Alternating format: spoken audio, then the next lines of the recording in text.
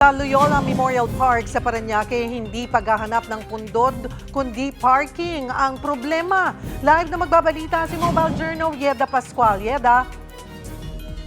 Cheryl, pagpasok mo pa nga lang dito sa Loyola Memorial Park, sa entrance, ang mapapansin na agad dito ay yung mga tent kung nasaan nandoon yung mga personnel na itinilaga ng Parañaque LGU at ng pamunuan ng Loyola Memorial Park.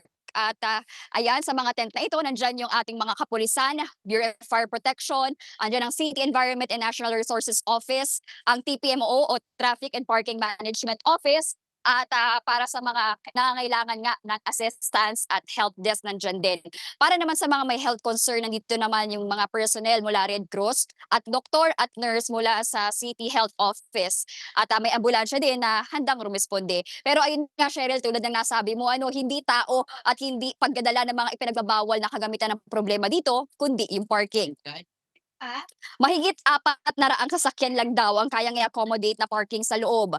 Sabi naman ng kanilang office, kung wala nang makitang parking space, maaaring mag-park doon sa Pares Restaurant sa Sukat. Ilang metro lang ang layo sa sementeryo o kaya sa kahilirang gasolinahan.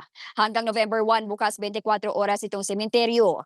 Pero sa Sunday, November 2, mula 6 a.m. hanggang 10 p.m. na lamang.